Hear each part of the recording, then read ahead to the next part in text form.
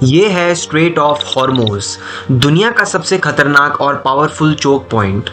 30 मील के इस छोटे से पॉइंट को कंट्रोल करना मतलब दुनिया पर राज करना।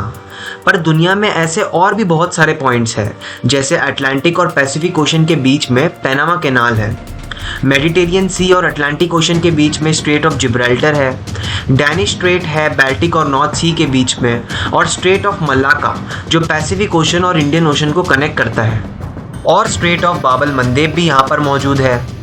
तो ऐसा क्या है इस स्ट्रेट ऑफ हॉर्मोज में जो इसे इतना डेंजरस और इम्पोर्टेंट बनाता है? आइए जानते हैं आज के इस वीडियो में।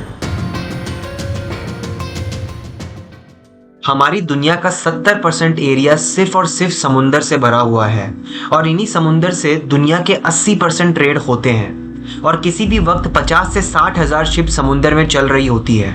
और कुछ नेचुरल रीजन से दुनिया में ये चोक पॉइंट्स बने हुए हैं जो अगर किसी भी वजह से ब्लॉक हो जाए तो दुनिया के बड़े बड़े देशों की इकोनॉमी हिल कर रह जाएगी। और यही हुआ था मार्च 2021 में, जब एक कार्गो शिप स्विस कैनाल में फंस गया था और पूरी दुनिया को $10 बिलियन का नुकसान हुआ था। अब स्ट्रेट ऑफ हॉर्मोज बाकी स्टेट से अलग क्यों है?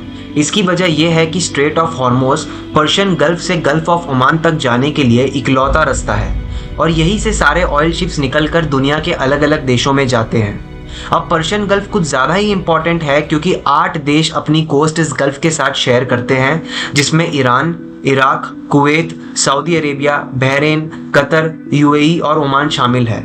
और इसमें से 4 देशों के लिए तो दुनिया से कनेक्ट करने का रास्ता ही सिर्फ स्ट्रेट ऑफ हॉर्मोज है। एग्जाम्पल के लिए सऊदी अरेबिया के पास फिर भी 2 पाइपलाइंस है जो नेचुरल गैस और ऑयल को रेड सी की तरफ से ले जा सकती है, और सिमिलरली यूएई के पास भी एक ऐसी ही पाइपलाइन है।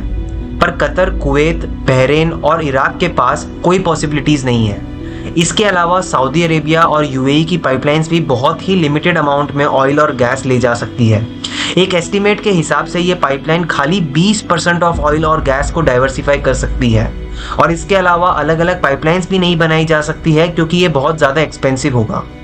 तो पूरा मिडिल ईस्ट एक तरह से सिर्फ स्ट्रेट ऑफ हॉर्मोज पर डिपेंडेंट है।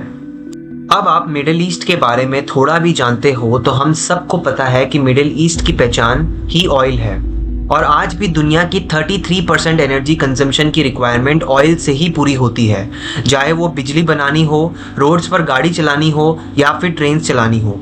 और इन सारे सेक्टर्स में 70% से ऊपर ऑयल ही चाहिए एनर्जी रिक्वायरमेंट के लिए।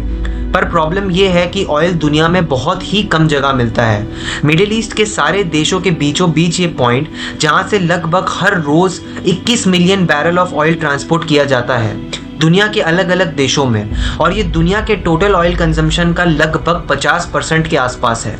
आपकी जानकारी के लिए बता दूं कि एक बैरल ऑयल का मतलब होता है लगभग 160 लीटर के आसपास।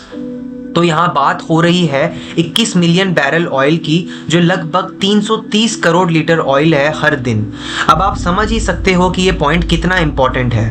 अब इस स्ट्रेट ऑफ हॉर्मोज को कंपेयर करें दूसरे चोक पॉइंट से, तो इस स्ट्रेट ऑफ हॉर्मोज के आसपास भी कोई नहीं है एक्सेप्ट स्ट्रेट ऑफ मलाक्का, जो around 16 million barrel of oil transport करता है डेली।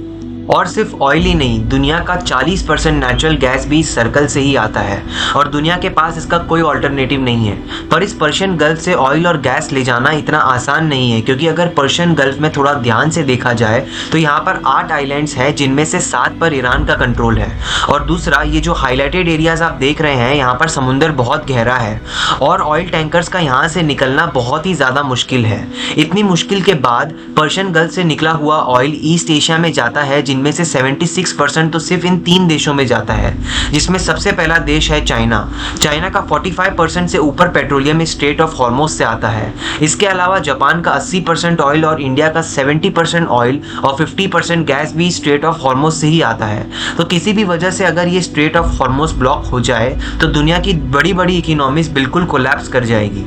ये स्ट्रेट ऑफ हॉर्मोज इतना इंपॉर्टेंट है, इसीलिए यहाँ से प्रॉपर ऑयल ट्रांसपोर्ट हो सके, इसलिए अमेरिका ने स्ट्रेट ऑफ हॉर्मोज के आसपास कई जगह मिलिट्री बेसेस बनाए हुए हैं। जैसे बहरीन में अमेरिका के पास एक मिलिट्री बेस है। इसके अलावा सऊदी अरेबिया, ओमान, इराक में भी अमेरिका के पास मिलिट्री बेसेस है।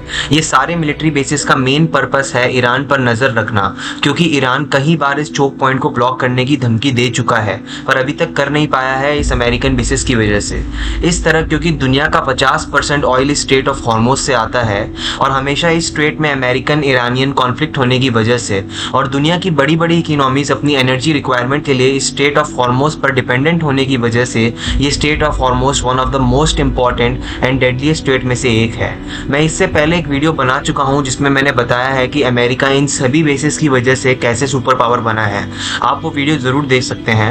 ये वाला वीडियो पसंद आए तो लाइक करें और ऐसे और अमेजिंग और इन्फॉर्मेटिव वीडियोस देखने के लिए द इनसाइडर नॉलेज चैनल को सब्सक्राइब करें।